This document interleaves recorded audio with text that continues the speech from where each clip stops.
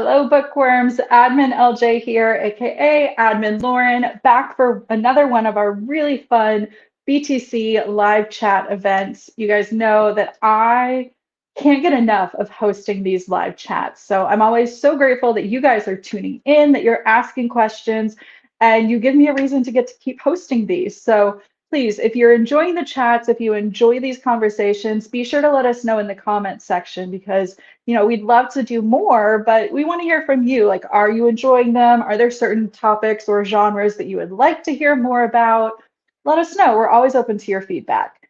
But for today, it's a good thing we're doing this on a Monday because like Mondays are always so dull that this like got me through my day. I was like, it's Monday and I get to talk about this book. I'm so excited and so ready. And I'm like even aesthetically like I went to match the cover and everything. So if you don't know, we are going to conclude our month-long conversation on Sisters of Fortune by Anna Lee Huber with a live chat with the nationally best-selling author Anna Lee Huber. I cannot wait. She knows so much about everything. She is so into history and research, and you guys know that that is my ultimate catnip when it comes to these historical books. So we're gonna have a really great conversation. And of course, like Titanic, and look at this cover. Like, how can we not have a fun conversation when the book looks like this? I know we're not supposed to judge a book by its cover, but let's be real, we all do it. Like we can own it. Anyways, I am super excited. We're going to get started here in just a minute. Just some quick housekeeping notes. Don't forget that if you want to win our flash giveaway, be sure you leave a comment question down in the comment section down below this video.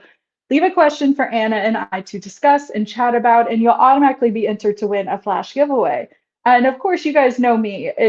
If there are a lot of really good questions, I may pull more than one winner and you guys may get more than just a book. So if you want a chance to win, be sure you leave your questions down below in the comment section. Myself and my fellow admin, KJ, will be in the comment section hanging out with you. We want to chit chat with you. So let's keep the conversation going down there. We always love to hear your feedback and your reactions to the things we're saying.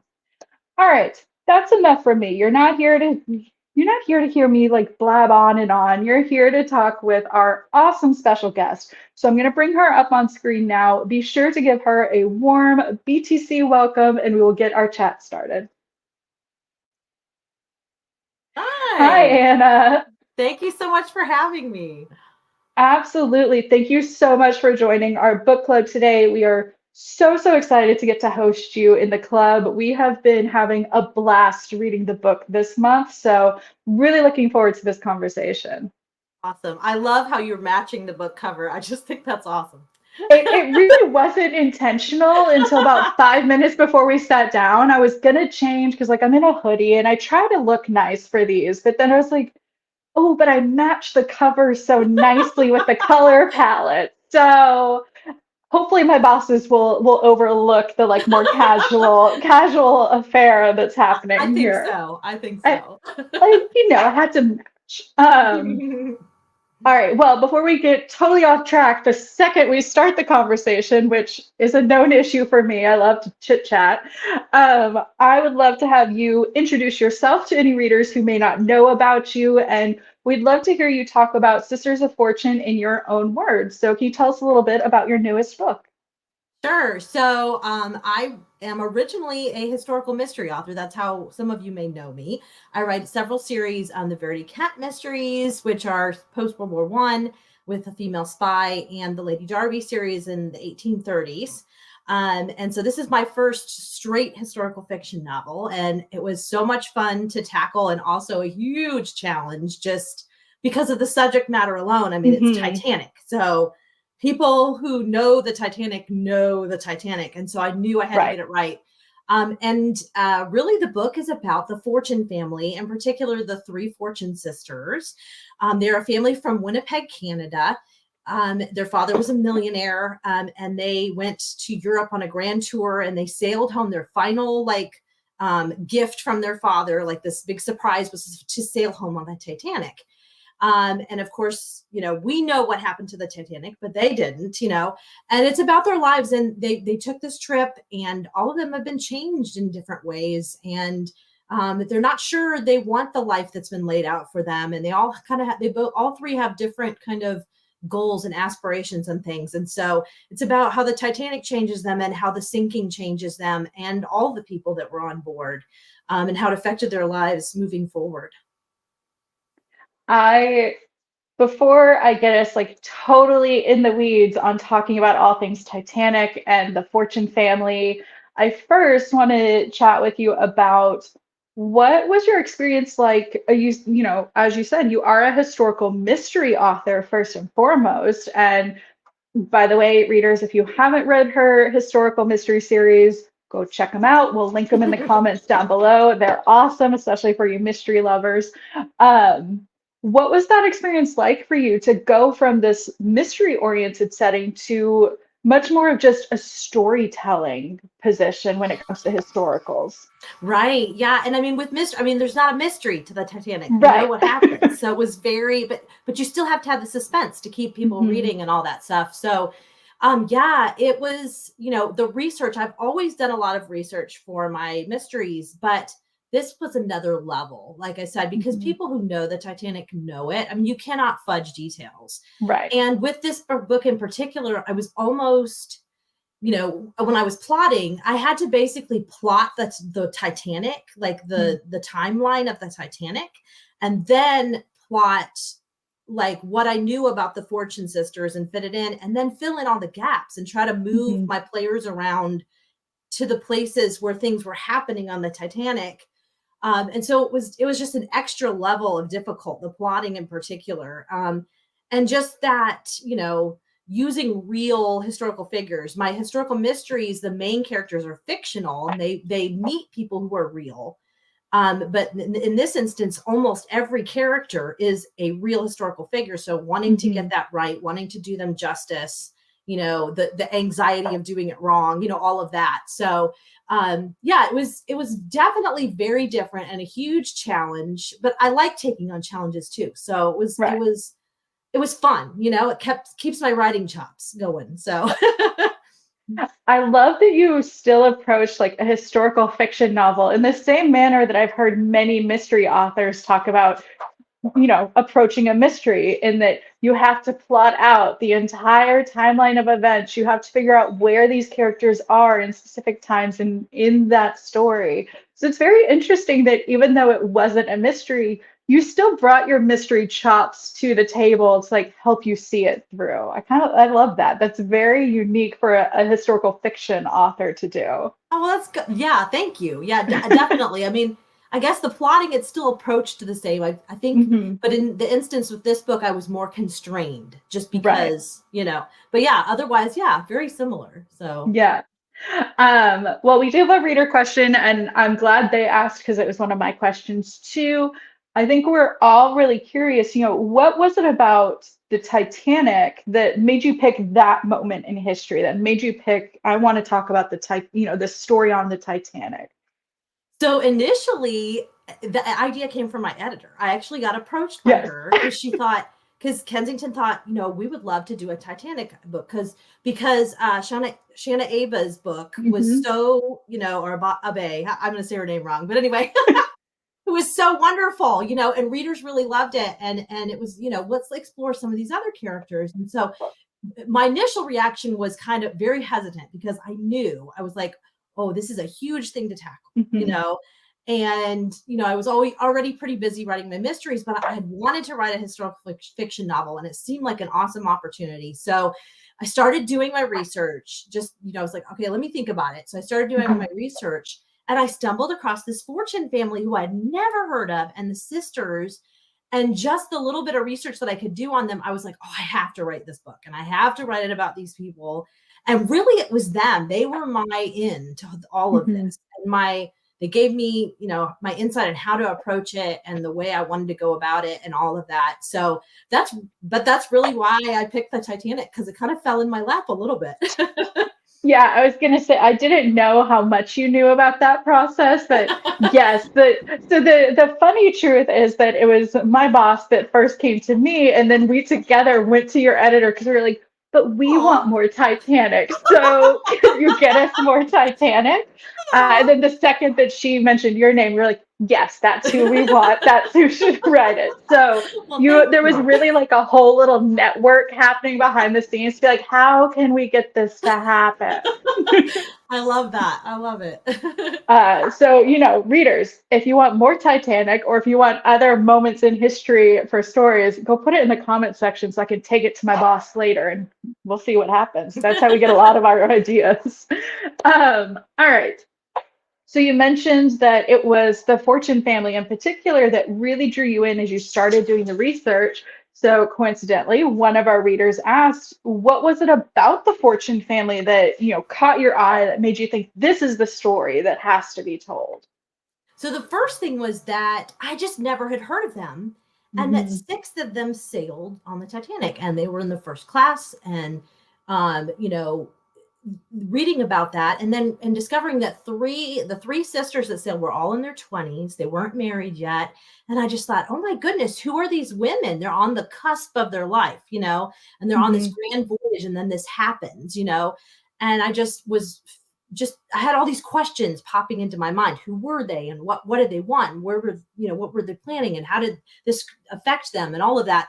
And then also, I am from a big family. I'm one of six Hmm. children. So, Wow, that is a yeah, big which family. there were six orphan children, and so Hmm. two of them were not on the Titanic. They were a family of eight, just like I grew up with a family of eight. Hmm. And my husband's family is a family of seven. So I'm just used to big families, and I just felt like because of that, I kind of felt like I knew them a bit, because Hmm. there's just something about when you have a big family and you're close with your siblings and the dynamic and all of that. And so I just really wanted to know about them and how that would affect them. And like, what if I was on the Titanic with my family and then it was sinking? You Hmm. know what I mean? So I think it was those two things: the fact I didn't know them, and the sisters were all in their 20s on the cusp of life, and the fact they were such a big family. And I just really wanted to explore that. I I truly did not know that you were from such a big family. I think that's so cool. One of my uncles also has a very large family, so I understand that that is a very unique dynamic to approach life from. Um, so, I mean, one of the questions that I had wanted to chat with you about was how you made the sisters' relationship so like it was so viscerally real. I mean, I only have a younger brother, but there were even moments reading it where I felt, oh no, I know this conversation. I would have had this conversation. So did you draw from your own personal experiences, or was it primarily did you find the relationships through the research you did? So yeah, I did. The funny thing with the fortunes is there wasn't a lot to build on. There's certain Mm, specific moments that we know about, but mhm, when they didn't talk about it, like their family, their ancestors or their descendants talk about how they wouldn't talk about it. And so mhm, a lot of them knew very little, and so there was very little in like the details to build on. It was just these specific moments that other people told about. A lot of times it wasn't them telling about it. mhm, So I had to do a lot of it just, what do I think they would have done? And a lot of it, yes, definitely came from my own personal experiences with my mhm. siblings. I happen to have four brothers and just one sister. My sister's 13 Okay. years younger than me. So I didn't Mm, have sisters close to my age to draw on, but mhm. I feel like when you have those siblings, you just know those sibling dynamics, and every sibling is different. Nobody's the same. And Right. so I don't know, it feels natural almost to me, like when I'm in Mhm. the scene and writing it, because I've lived it. So Right. Yeah, I can see how that would form itself as you're going along your process.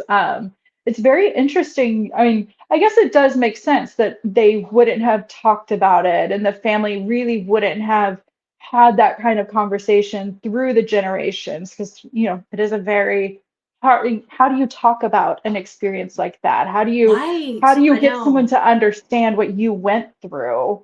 I mean, So, and the survivors yeah, the survivors that came back, like some of them did go to the papers. They wanted to interview, they Hmm. wanted to talk about it, but there was a whole lot that didn't. And they really got hounded. And, Right. like I portray in the book, that they didn't want to talk about it. And Hmm.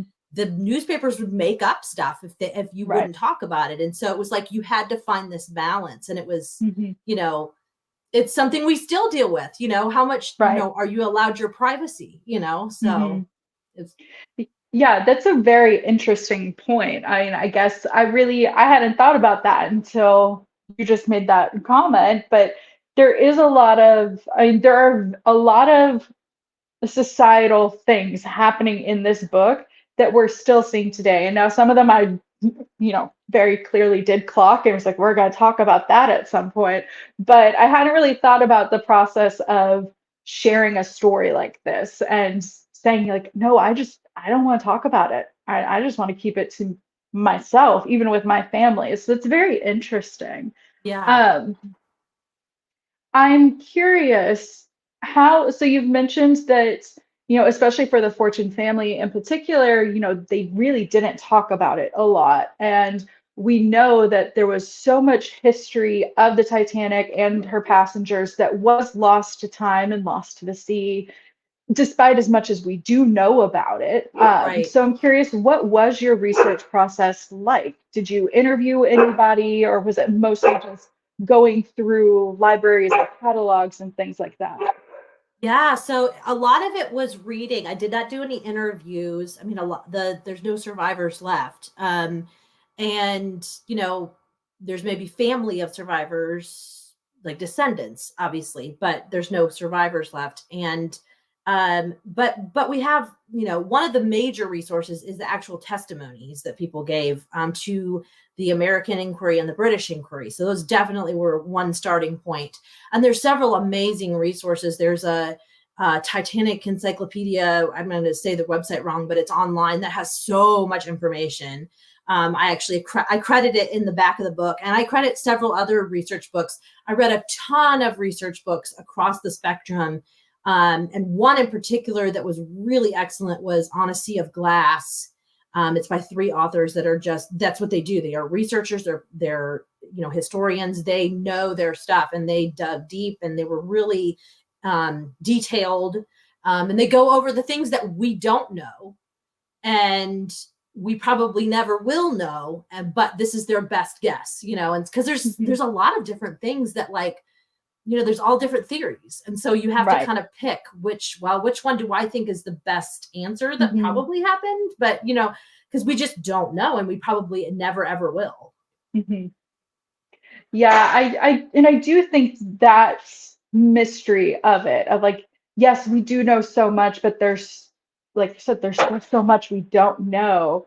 I do think that that is still part of the big draw for us even I today. agree. I Um, agree. Yeah. I think, I was laughing with you about it before we came on, but I grew up in the 90s. I was a 90s Titanic girl. I read the Dear America Titanic journal book and all of those things. So it's so interesting how this moment in time really does seem to continually have a hold on us. And is still something we want to talk about. And there's something very interesting about that. Yeah, definitely. So many Um, big personalities. yes, and so that this is a perfect segue into there are a couple of questions from readers who are curious. Were there any other passengers on the Titanic that either through your research or even from what you knew before you started the book that you were just like, this is such an interesting figure outside of the Fortune family, or that you just got caught up in wanting to know more about? Yeah, I definitely my secondary characters I picked, Mhm. particularly. I mean, Right. there's some that you feel like you gotta include. You gotta include Margaret Brown, the I was about to unsinkable say, you Molly. have to I have mean, you the have to have her. You unsinkable gotta Molly have the Brown. Astors in some way. There's certain Right. people you've got to include. But there were some that I read about that I had not heard about, and I thought, okay, there was a mystery author and his wife, that was also an author on the Titanic. I had to include them because I just thought, Hmm. you're a mystery author. I'd never heard of him. And he was Right. the American Conan Doyle. That was what he was called, you know? Mm. So he was pretty big deal. Hmm. And, you know, there was several really impressive women, doctors and lawyers and suffragettes. And, you know, they were just really interesting people. And so I was like, I've got to find a way to have these Fortune sisters. I'm sure they probably interacted with them Hmm. anyway. And so I'm going to make sure that I put that in the book because they were just fascinating people to hear about, and all the little, you know, the way people interacted, and the groups that formed and all those kind of things that some of the passengers talk about. So yeah, definitely all of the secondary characters I picked particular with a particular reason. Hmm. Yeah, I mean, like you said, there are certain people and figures that like you can't have a Titanic anything You without can't mention. And like pretend they weren't there. I you mean, can't overlook them. I mean, for me in particular, like if I don't see the unsinkable Molly Brown somewhere, I'm like, this isn't real. That we're in an alternate universe. um, I personally think like I would find it so overwhelming to like not get sucked into their stories. That's the one thing about, I've done all the museums, I've done, I've read so many nonfiction books about this, watched all the documentaries, and it's still to this day one of those things where I see one name and I'm like, okay, but I want to know more about that person. Like I would have never been able to finish the book. I would have just been on a like Wikipedia rabbit hole. yeah, Um, it was tricky. There was one point where I was like, well, I mean, because I researched and researched and researched mhm. for months, and then I joke because you know, I watch documentaries also, and I sat down one night with my husband to watch a documentary, and I was one of those annoying people who was like, no, that's not right. No, that's not Right. what happened. Oh, they've got this wrong. And then Mhm. I was like, okay, I think I'm good. I think I'm good. I can start writing now. Like, Yes, I very similar experience. I forced one of my friends to go see like they played in movie theaters the like Titanic the musical from the West End recently. I dragged a friend with me to go, and I didn't know that in that musical, a large central portion of it is about the Astors, and of course we have the second Mrs. Astor, and the whole time I was like, that wasn't right. That's different from how I read it. That's not what she said. Like it my friend nearly kicked me out of the movie theater. She's like, "We're not doing this." So I would be the same person. I understand. All right. Readers, I love all the questions. Please keep them coming. I'm trying to condense some of them together because some of them are very similar. So if I skip over your exact question, that's why. Although, side note, I saw this comment, so I want to shout it out. This reader mentioned that her mom's uncle was supposed to be on the Titanic in the band, but at the last minute felt there was something odd and didn't go, um, wow. which is incredible. I always love that's one of the things about history I love is when you find someone out in the world that has this connection point and has this touchstone. Well, you know, So, to that effect, there was like so many passengers that said they'd had weird yes. premonitions happen, or there were multiple people that didn't sail because they had a Mhm. weird feeling, and I'm just like, that's so. I mean, there's something to that. So Yeah, there's definitely something to like the human psyche to say no, there's something not right here. And it's so interesting when that happens when it's like there was nothing wrong with the ship as far right, as we know. It was a total force of nature that this happened. So it's very interesting that you still had those, stories of people saying like, no, there's something wrong. So I always find that interesting. But it also reminds me, one of the Fortune sisters had a very similar experience where she, in real life, and that was the only piece of trivia I knew about these people before you wrote their story was that she was the passenger to receive a reading from a psychic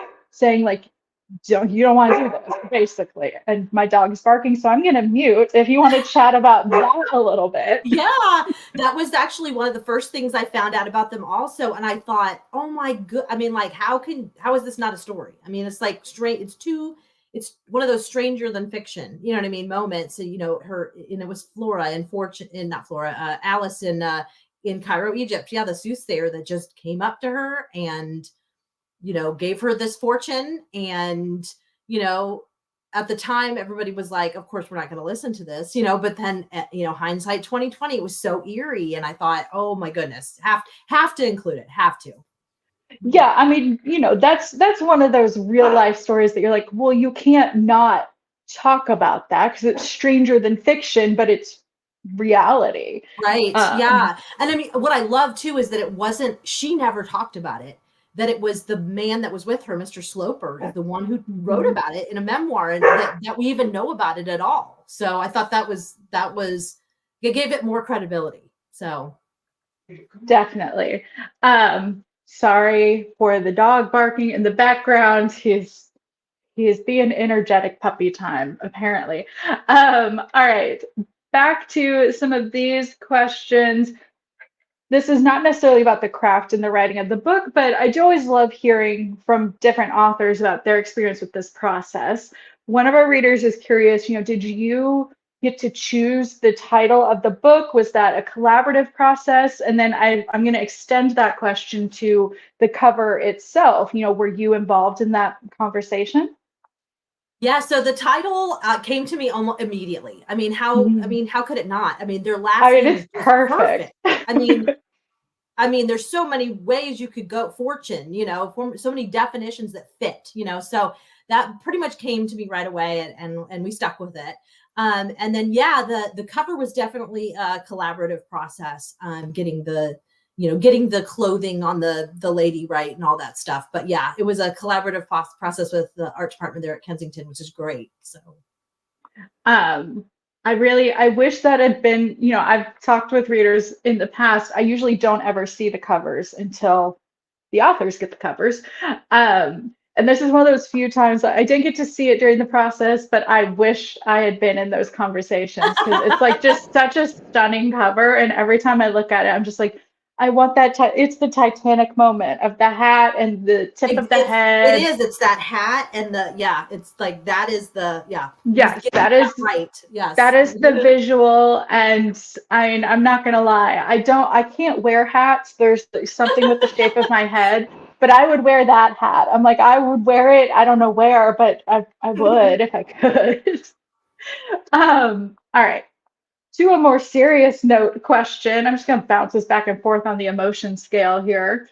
One of the readers was curious, how did you handle the emotional aspect of writing a story like this, knowing that there were so many characters that you're going to get invested in that aren't going to see it to the end of the book? What was that? Did you have to give yourself breaks? Did you have to find ways to decompress? What was your process to handle those emotions? Yeah. So writing the scenes that are the sinking, and because Hmm. I'm bouncing between four different viewpoints and to Hmm. see everything and to experience it all, that's the hardest thing I've ever written, because it took me about 2 weeks to write the first Hmm. draft of all those scenes. And so it was like I was in this tragic, stressful moment for 2 full weeks. It was like Hmm. because you have to put yourself there to write Right. it and really get it. You have to go there. And it's like you don't want to, because you know what I mean? But that's your job. Hmm. And it was the most stressful 2 weeks of my life. I mean, and like the end of the day, I would be in tears. I would just be, because it's just so much. And I'm really proud of the way those scenes turned out.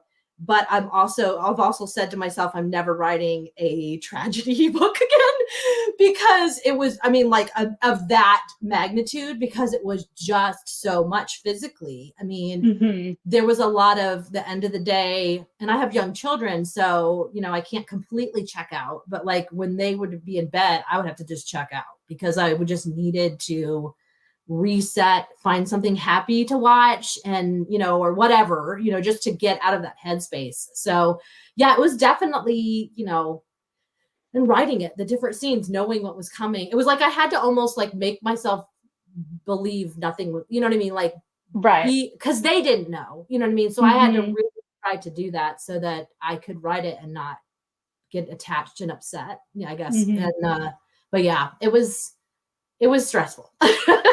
So I can only imagine. I joke with my friends quite a bit. I am a fluffy reader and a fluffy writer. I don't like sad things.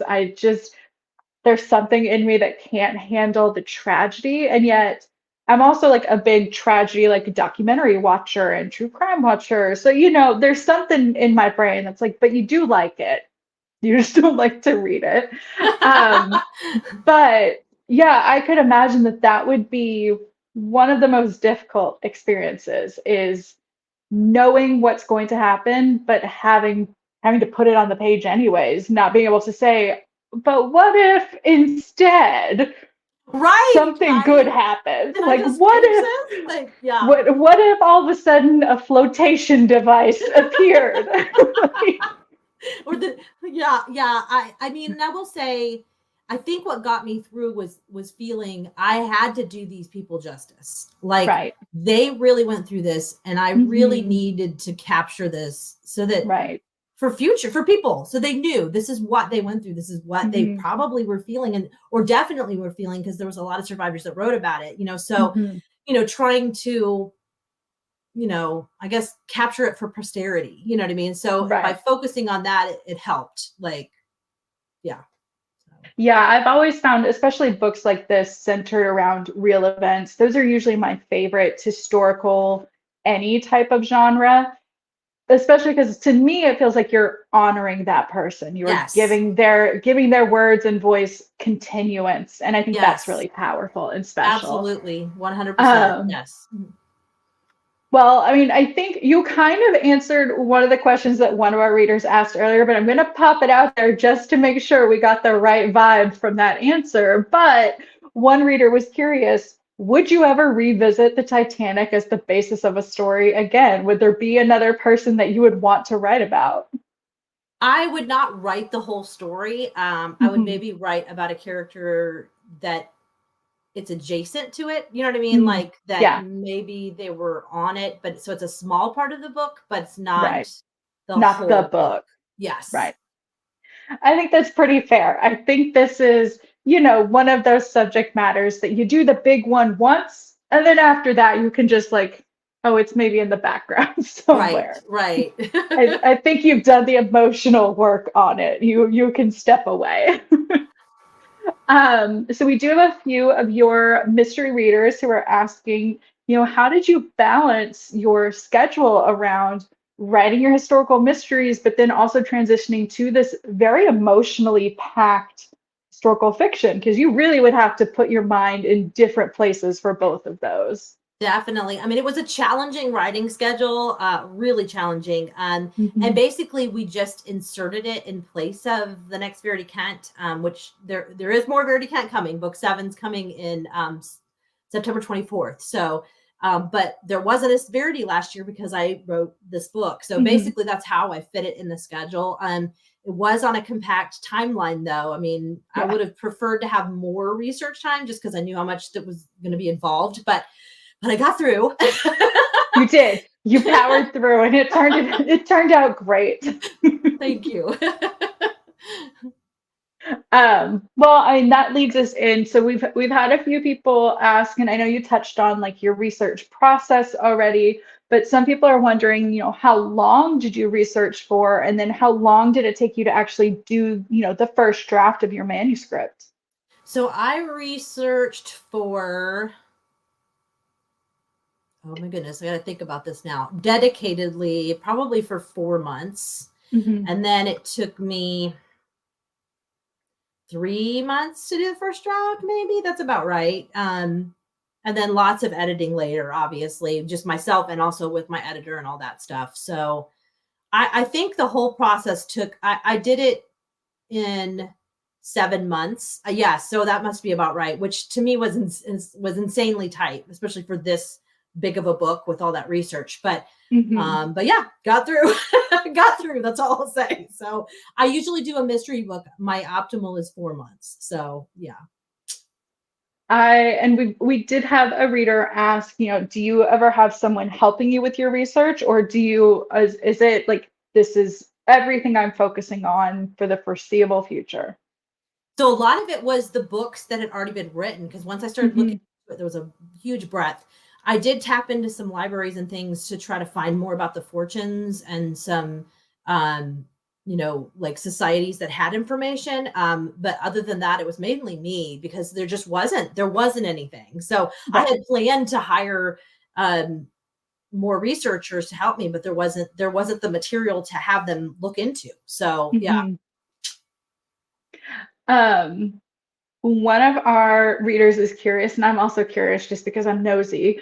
Did this book, inspire you to maybe do some more historical fiction in the future? Or are you like, "No, I'm gonna stay in my historical mystery lane"? Like, did this give you the bug to do this again? So I love history. So yeah, I would like to do some more historical fiction. I'd love to try like a dual time period Mm, because I've never done contemporary. So maybe a historical contemporary dual timeline, something like that. So yeah, there's some things percolating. I'll say that I'm trying. I've got to get through my current schedule that I've got. But right. yeah, I've got some things I'm thinking about. Yes, I will say, readers, we keep Anna very busy.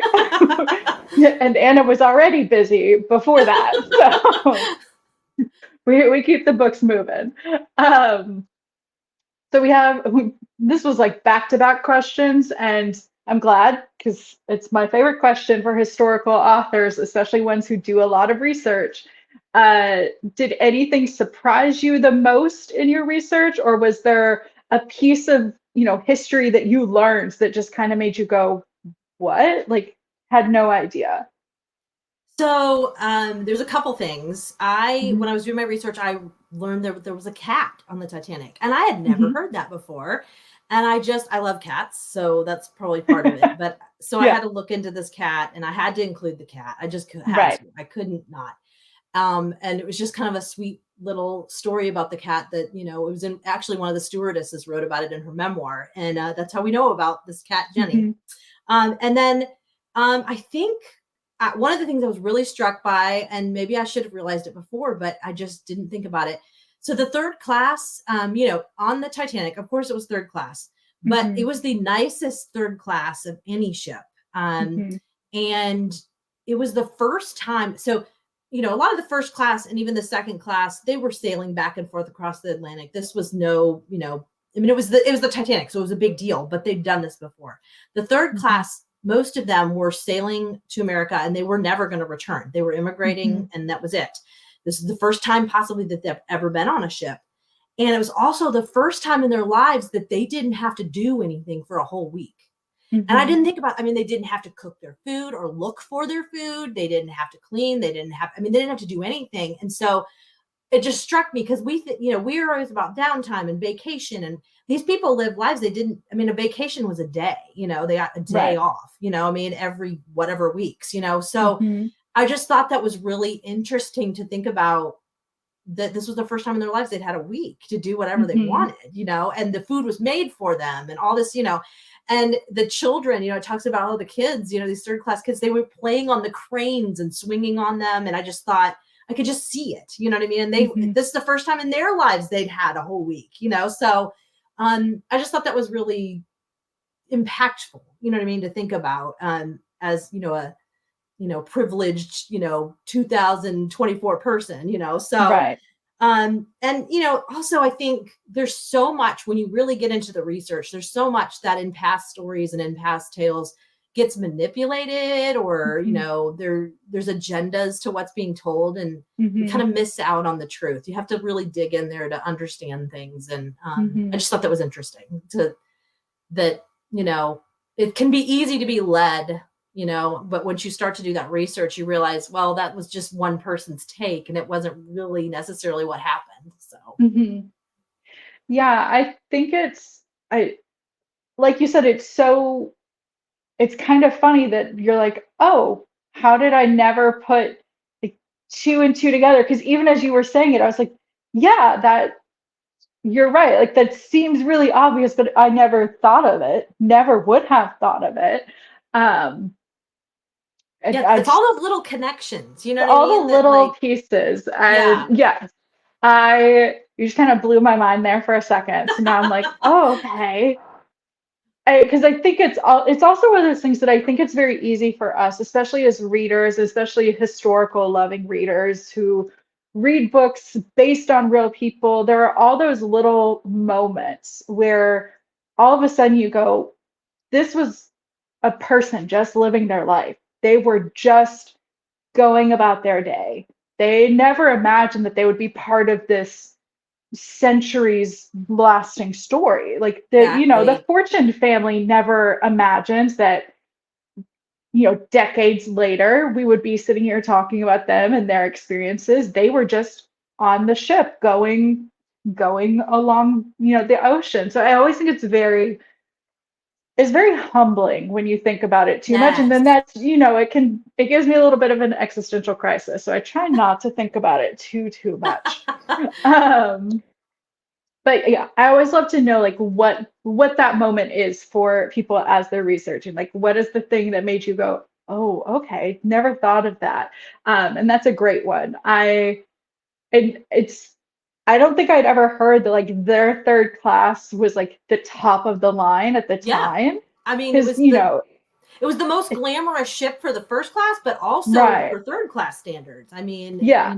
yeah. Which I definitely had never really looked at or thought about, because all I remember, from going to the museums and seeing all the recreations is that, people were just stacked on top of each other in very small quarters. And in my mind, I'm like, yeah, I guess that's what everyone had to deal with. So the idea that that was the best of third class is honestly a little bit scary. I'm glad that's not the Right? current case.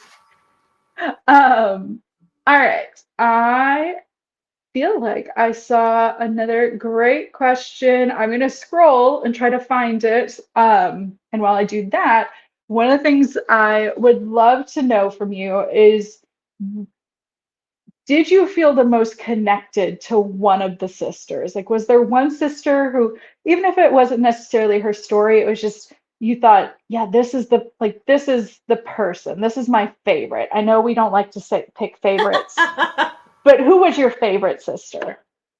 So I think obviously there's little pieces of each of them that I connect with, but Hmm. I'd have to say Flora just because I'm the oldest girl and the second child of the six. Hmm. So I very much related to that being the older sibling and you're responsible for your siblings and you need to be and her parents, she was very much one of her things was that, I want to do the right thing. I want the approval. I need to follow what my parents want. She was very dutiful, and I was Hmm. that child. And to get that approval from, doing the right thing and, not being a problem and, getting the good grades and all that. So I feel like I relate a lot to Flora because of that personality.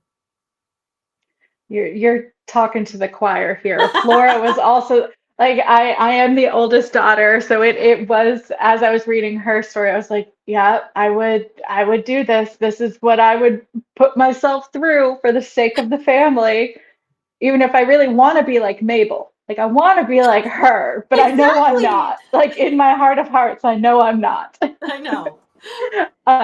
Which I guess is, kind of as a part B to that question, is there a personality trait or something that you saw come alive in one of the three sisters that you wish you were more like, that you wish you were able to be that type of person?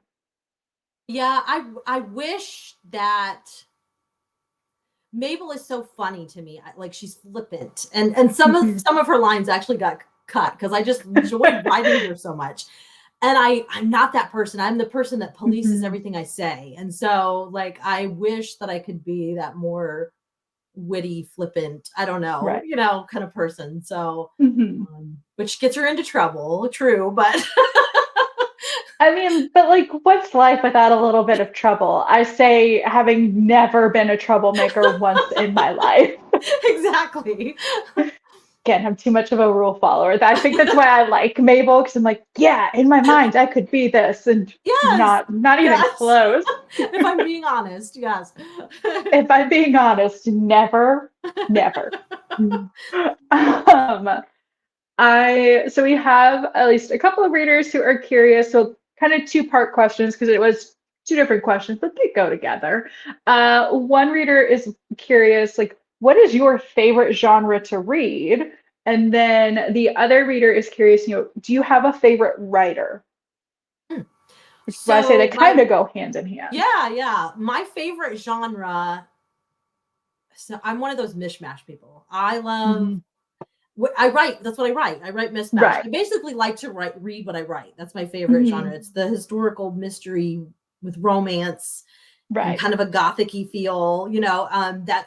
That's just my catnip. I love that kind of stuff. Hmm. And so I read kind of. I mean, like I read historicals. I read romance. It doesn't have to all be mashed up, but like my ideal is some sort of mashup of those. And my absolute favorite author is Mary Stewart. I love, love, Hmm. love her romantic suspense. They have that gothic feel.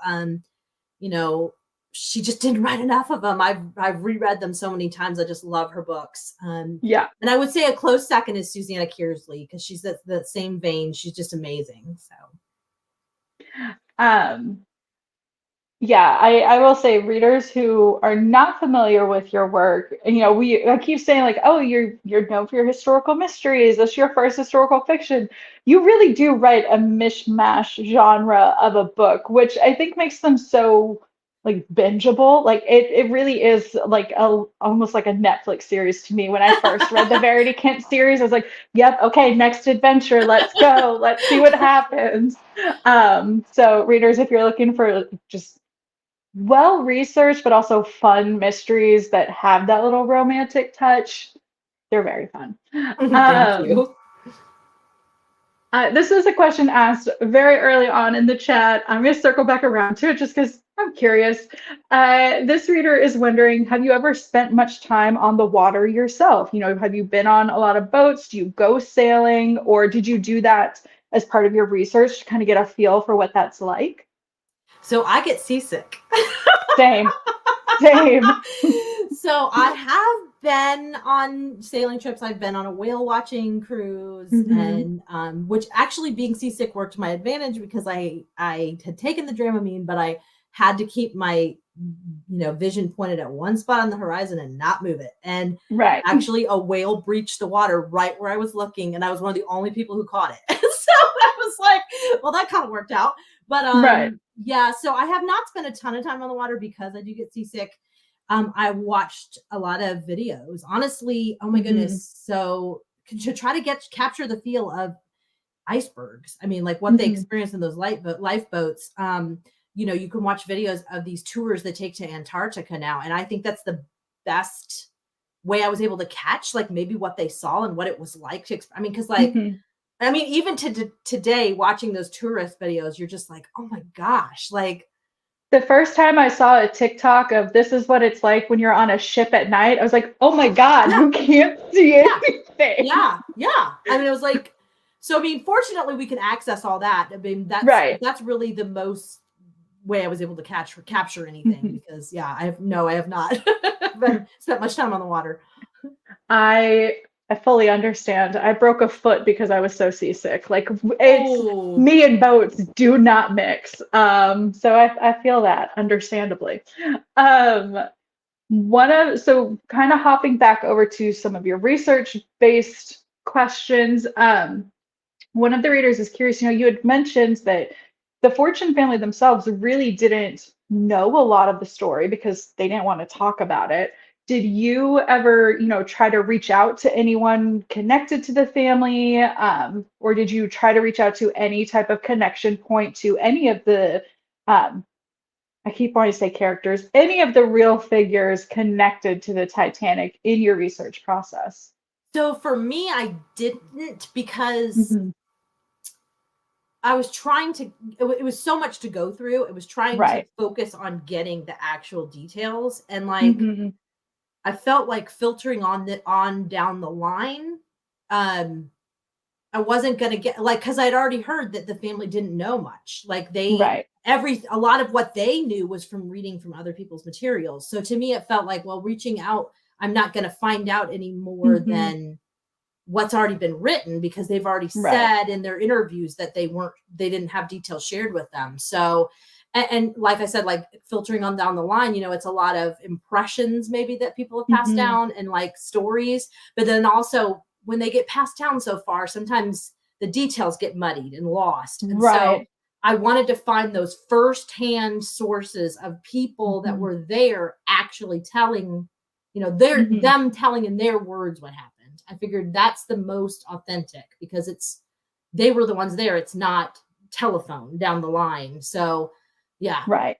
Yeah. And And I just ran I, out of time. I only had so much time, and I just thought, what's my best use of it? So right. You had your editor and, my boss and I going, give us the book, give us the book, just send it. Um, but yeah, I mean, I can fully see like why you would approach the research that way because it's so easy for stories, especially as like you said, you play telephone with it long enough, stories get really exaggerated or watered down to a specific type of viewpoint and maybe steer away from, a broader viewpoint. So I can see how that would make it, even trickier to try to approach this in as ethical a way as possible to make sure the story right. is told as Well, it's as that being close as possible. it's being that Yeah, respectful also because it's like if you reach out and then you don't use what they say, are you calling them a liar? You know what I mean? So, right. you know, like I said, it was a matter of time, and it was just trying to balance and what was the most authentic, and it was those firsthand Hmm. sources. Um, I know I had mentioned during my rambling at the start of the conversation that, I grew up very much a Titanic obsessed girl. Like I inhaled all the different types of media, did all the museum trips, did all the stuff. I'm curious, when you were growing up, were you also very into the Titanic, or is it kind of something that just grew like as you fell more in love with history? Yeah, so I wasn't hugely into Titanic Hmm. that I can remember. Now I was a college freshman when Titanic the Hmm. movie came out, and I remember watching it with my like college friends, and I Hmm. remember that we were a little bit obsessed with it because Right. we have I should dig them out. We have this series of photos that we kept whenever we would be somewhere, we'd end up recreating the Rose and Hmm. Jack scene. You have to. Everywhere we go, and we have all these photos, and we were just yeah, we were a little bit obsessed with it, more the movie than anyway, I really um think the movie was like the gateway for most of us. yeah, and then it was like you dug deeper and you wanted to know Hmm. more, and yeah, yeah. But yeah, I would say for me that was probably the moment when I was most first Hmm. exposed to it. I mean, I'm sure I knew about it when I was younger, but I don't Hmm. have any formative memories of that at all. So Yeah, I will say my only formative memory because I was very very little when the movie came out, so like I wouldn't have known about the Titanic before seeing the movie. Uh, I definitely knew it was real because my parents were like, no, this is about a real thing. But in my very tiny brain, I thought it was like almost like a documentary, and Jack and Rose were real people, and like this is their real story. And I believed that for an embarrassingly long time. So, you know, I found it you really know, interesting doing the research.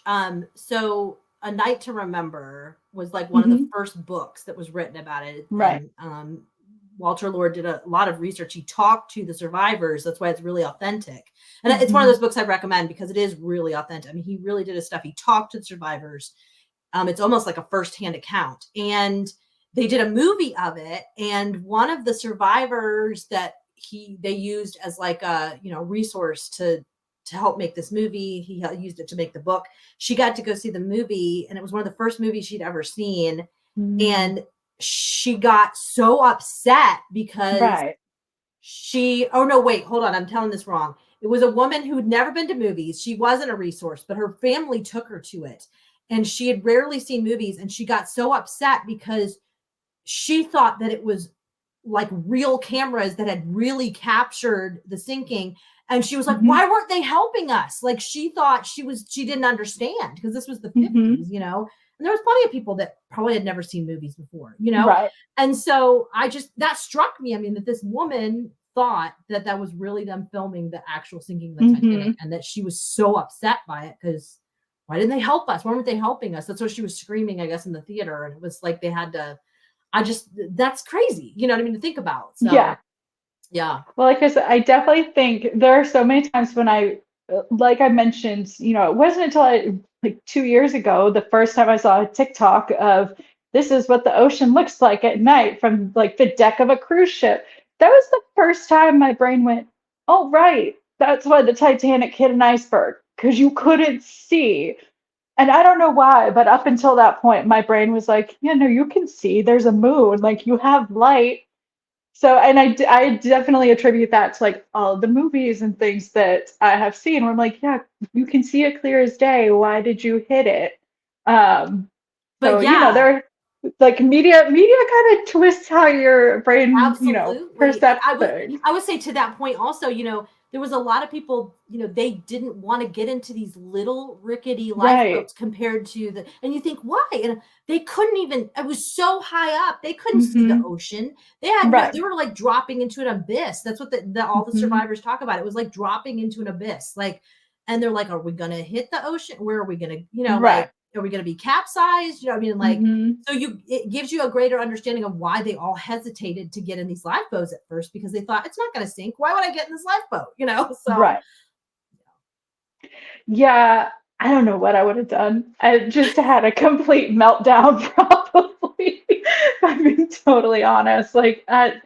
Oh, I don't, that, again, that's one of those existential crisis moments. And I'm like, it's better if I don't think about it.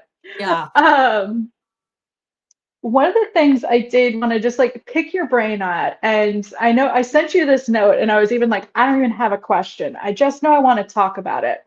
So we'll see if I can come up with a question as I'm talking about it. But, we're all very familiar with the very, very famous line and behavior of women and children first. Like, women and children, get in this lifeboat first, get out of danger first. You must protect women and children. And I found it really interesting. Like, we all know that moment.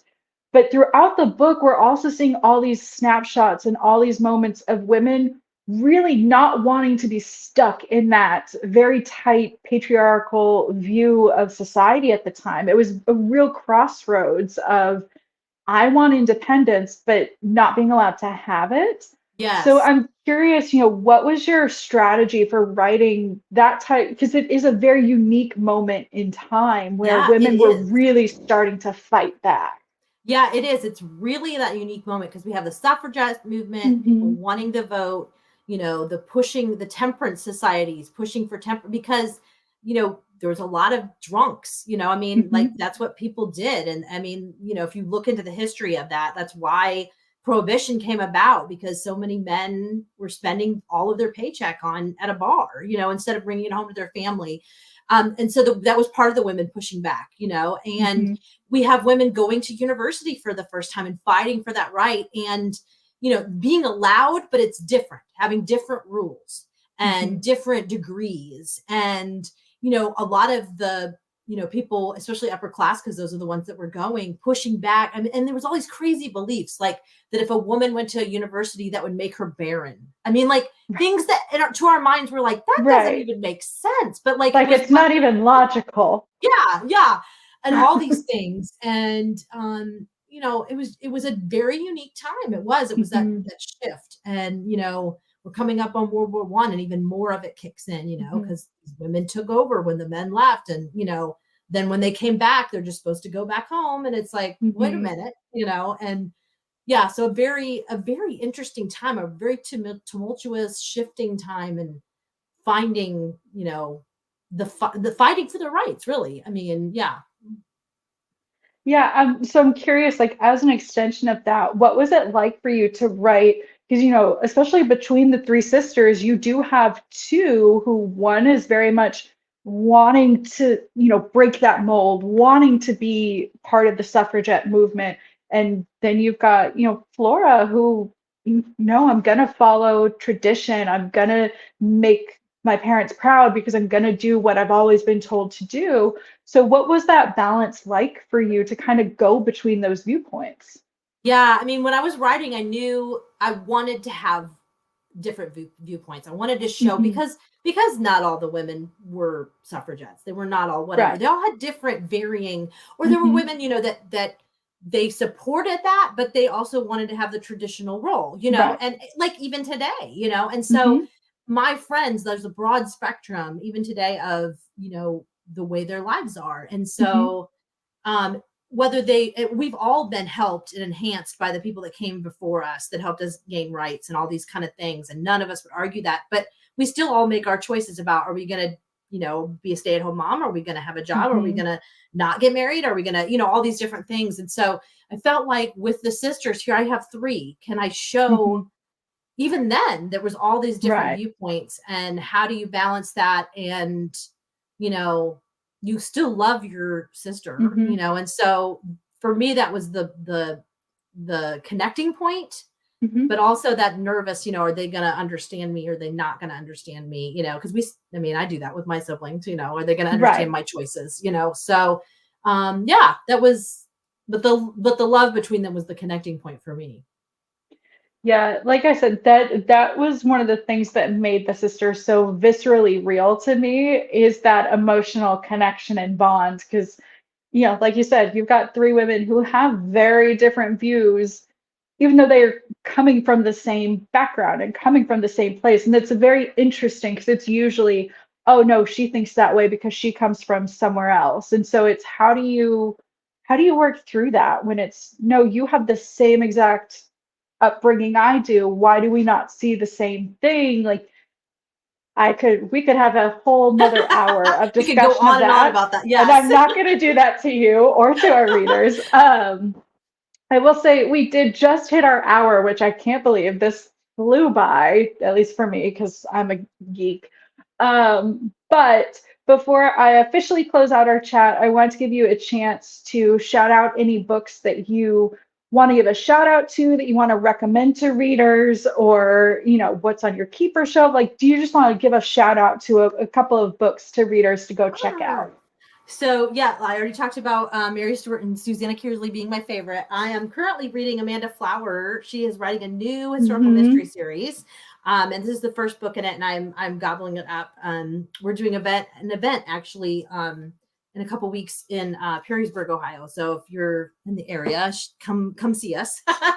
And all that information is on my website. So goodness gracious, Madeline Martin is amazing, Mm. historical fiction author. If you've not read her, I could name tons. I just read a wonderful book by Kate Morton. I think she's awesome too. So, and I actually, on Goodreads and BookBub, I post my ratings and recommendations. So if you're interested in what I'm reading and enjoying, check those out. So Yes, and readers, be sure to go follow Anna on all of the socials because she's very active and she posts some great recommendations. So go follow online. You can find all of them there too.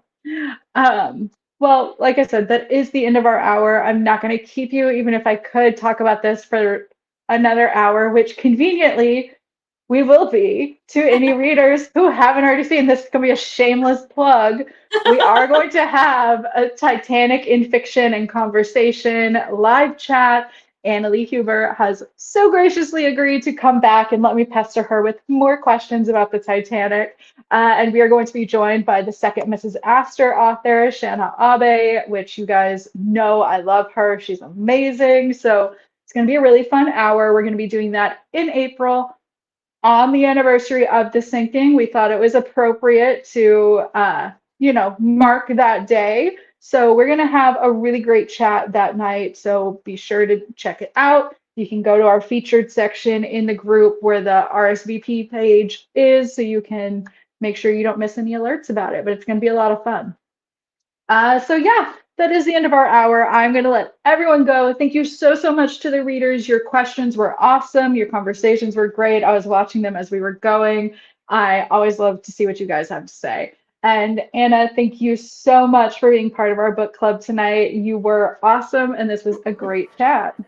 thank you so much for having me, and for everybody that joined us. It was fun. All right. Good night, readers, and I will chat with you soon. Don't forget, this Thursday, we're announcing our April book club pick, and I'm just going to say we're going back on the ocean. So get ready. Gonna be fun.